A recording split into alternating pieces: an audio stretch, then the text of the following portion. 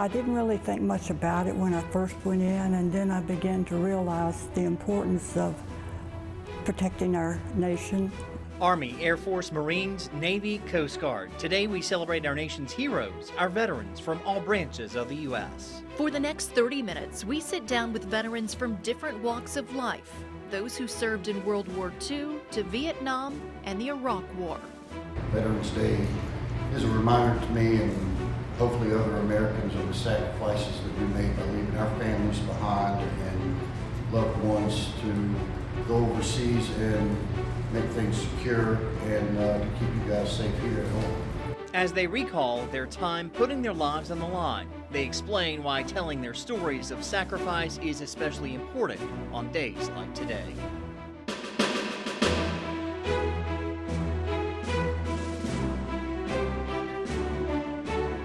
WSLS 10 salutes Honoring Our Veterans, sponsored by Elbit Systems of America.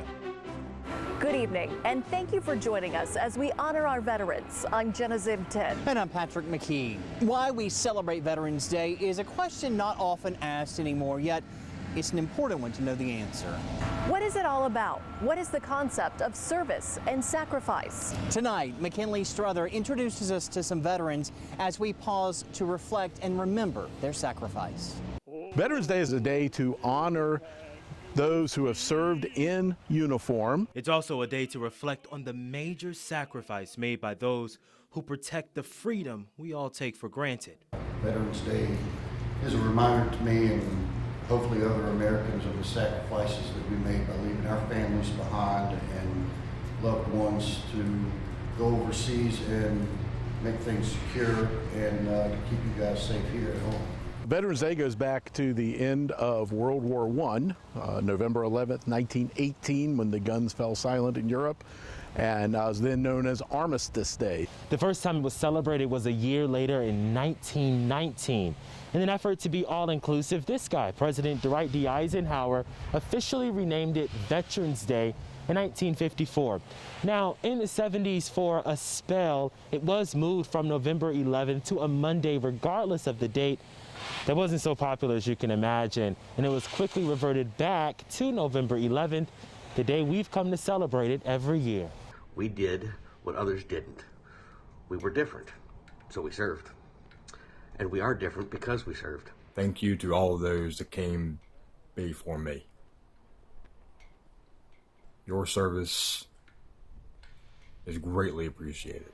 Thank you. Last year, the National D-Day Memorial welcomed thousands for the 75th anniversary. This year, things will be different. If you know a veteran, especially one who maybe is isolated by COVID-19, give them a call, send them a card, let them know that we're thinking of them, and this is their day, even if we can't celebrate it as we normally do. Service has many different looks, whether you are retired or active duty, served in a war or not, but no matter what, all it takes is one small thank you to those who have given so much. It's not too much to say thank you.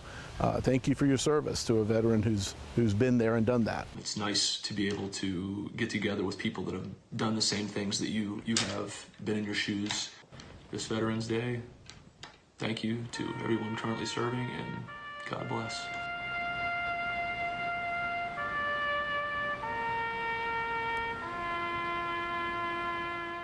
Memorials for our veterans can be found in nearly every corner of the Commonwealth, like the one here behind me in Rocky Mount. The Franklin County Veterans Memorial Park is located beside the Pig River and 220 business. It features flags for every branch of the service and nearly 2,000 bricks engraved with local veterans' names. The people behind the park say it shows how so many in the county are connected through combat. It's been building on and building on, then hooked up with the town of Rocky Mount, all this beautiful you see. But the main thing is that we're here to honor and in memory of all the fallen soldiers, every one of them. The park would have hosted a ceremony for Veterans Day, but it was canceled this year because of COVID. Central Virginia is home to one of the longest running traditions in the nation for our veterans. Veterans and their supporters make a weekly pilgrimage to downtown to Monument Terrace. 10 News reporter Taj Simmons takes us inside a salute to their service. The Monument Terrace Marine stands an eternal watch over Lynchburg, a captivating symbol of service members past and present. But on Fridays, the Terrace becomes a place to pay respects to the veterans themselves, including 91-year-old Marine veteran Daniel Valerio. I tell you, the people that are driving up and down the road, honking their horns, even waving as they go by. The troop rally first occupied Monument Terrace when service members were deployed to Afghanistan after 9/11. Organizer and Army veteran David Stokes says it started as a tribute in the moment. We're here to show our support for the troops. One, to let them know somebody back home cares, somebody's got their back. That moment has now lasted for nearly 1,000 weeks. The group has stood here every Friday at noon without interruption, and it will not end until the war in the Middle East does. As long as we've got troops deployed to fight the war on terrorism, we're here to show our support. My wife said I'm gonna probably die on this course. She might be right. This is much more than just a chance to honk your horn. Hey, I got it, babe. You hear that? Valerio sees it as a weekly reunion of veterans young and old. Different organizations, different combat situations, and it's just a proud moment just to be with these guys. Stokes considers the rally the thanks he never got when he returned home from Vietnam. You either did two things. You took your uniform off and threw it away, or you put it in the closet, closed the door, and nobody wanted to hear about it. Now I'm glad to say Lynchburg is very veterans friendly. Monument Terrace is a significant space for veterans 6 days a week. But if you ask them, nothing compares to the patriotism felt here every Friday. The Monument Terrace Troop Rally will reach 1,000 weeks in March. Organizers are planning a special ceremony when that happens. Southwest Virginia is home to another special memorial as well, the National D-Day Memorial in Bedford. It wasn't always a given that the memorial would be built here, but due to the efforts of one man, Bedford got its claim to the memorial. Construction on the $25 million project was completed, and the arch and Operation Overlord were dedicated June 6, 2001. All because Roanoke native Bob Slaughter, a veteran of the assault on Omaha Beach, insisted that Bedford had earned the right to the memorial by giving up 19 soldiers on that day. You have raised a fitting memorial to D-Day, and you have put it in just the right place. Not on a battlefield of war, but in a small Virginia town.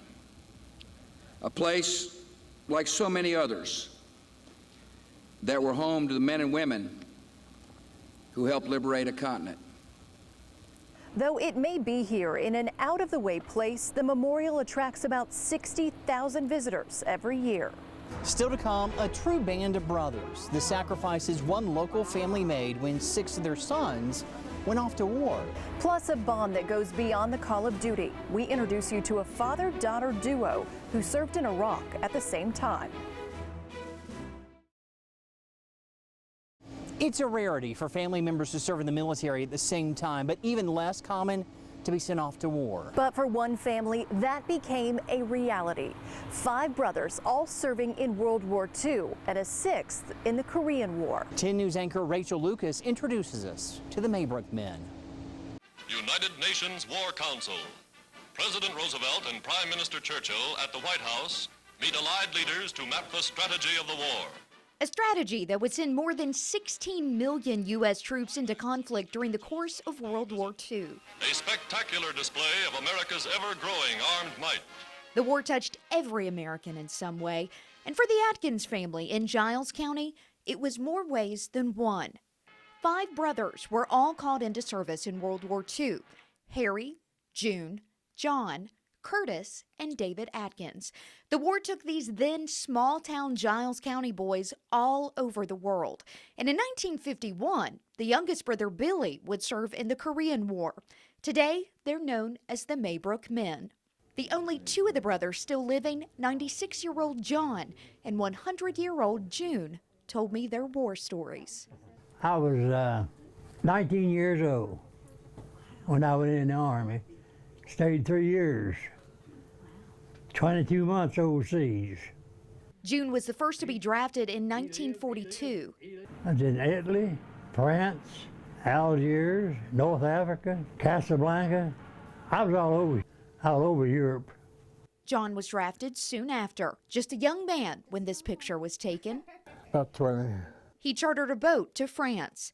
We could put up a hospital, and didn't finish because Germany surrendered. The war then took him through the Mediterranean Sea, the Panama Canal, the Philippines, and to Japan. That's right there.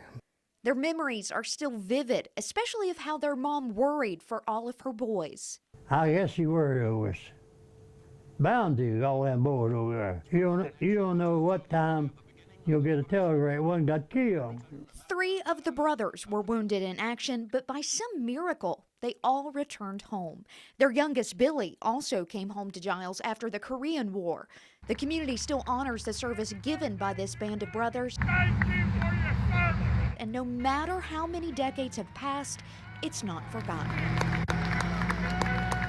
In recent years, the community has dedicated a memorial ride to the Maybrook Men by driving by their family home place. This year, it happened on June's 100th birthday.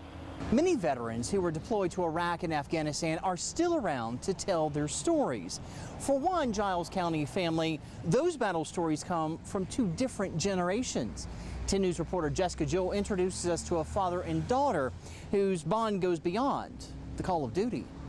A long wall spotlighting the names of some of our country's most courageous includes the name of Marley Campos, the Giles County woman enlisted in the Marine Corps and was sent right to the war zone in Iraq. I remember getting off the plane and it was the hottest I've ever felt in my life, and it shocked me how hot it was, like sticking your face in an oven. Marley says it was busy, it was dangerous. We were getting mortared every day. I was working every single day. I got no days off. Any parent would be worried, but for her father, Victor, it was different because he saw it firsthand. We got incomings all the time, and we got used to it. You know, it was just part of life being out there. But then I found out my daughter was coming over, and I said, oh my God, you know, this is crazy. Victor's service started with the Marine Corps in 1976, then continued with the National Guard in 1998, a responsibility he took seriously ever since his grandmother brought him to the U.S. from Mexico as a child. And I never forget those words. I raised my hand. I said, I will defend the flag of the United States. He did it for his family, for a better life, a loyalty passed down to Marley. My unit wouldn't let me leave to see my dad. I begged them. But Victor's would, so he did twice. I remember they let us use a phone. It looked like an old house phone with a really long cord, and we got to go sit outside and call my mom. But Marley had an idea for something even more special. It was just something like a dream. Raising the flag together. It's just an honor to do that. Even after her service in the Marine Corps, Marley continued honoring her father. The gears kept turning in her most recent deployment to the Middle East through the Army Reserves in 2017. She loaded bombs onto planes, often writing special messages on them. Something to give someone that no one else could do for them, probably ever. And this special tribute for my dad, Staff Sergeant Campos. Memories telling the story of a family's fight together. It just makes me feel proud. It's just a great feeling, and you know, great memories, and you know, it's just like sometimes I wish we would go back out there and do it again, but I don't think we could. An irreplaceable bond between a father and a daughter built on a foundation of bravery and service. Giles County has its own Veterans Memorial Park in Narrows. It was dedicated in 2004 and founded by Randall Fletcher. As you can see, it features 5 black granite monuments bearing seals in tribute to the branches of the U.S. military: Army, Air Force, Marines, Navy, and Coast Guard. In 2015, the Veterans Honor Wall was completed. The black granite wall lists more than 1,200 names of servicemen and women. A history-making moment nearly 70 years ago. We introduce you to a Roanoke woman and Navy veteran who made waves in more than one way during her service. Women can now serve in every branch of the military, but that wasn't always the case. I sat down with the first woman from Roanoke to sign up for the Waves. Women accepted for volunteer emergency service. I was the first 18-year-old to enlist in the Waves. 87-year-old Jean Ridenhour remembers her decision to join very well when she was graduating from Jefferson High School in Roanoke. Well, during World War II, my mother's cousin came to visit us, and she was in the Army. And I thought, gee, that uniform really looks nice. And then I kept thinking about when I was ready to graduate, what I wanted to do, and I wanted to go to college. So I knew the only way I could was maybe enlist in the service. And I kept looking at the uniforms, and I decided I liked the Navy one better. As a Navy communication technician second class, she spent time in Washington, D.C., but can't tell us what she did. I worked at NSA, and I thought, gee, I'm too close to home. She added on one more year of service and moved to Hawaii, serving during the Korean War. It was sad because sometimes in Honolulu I would go to the Punch Bowl Cemetery, and you would hear taps almost all day.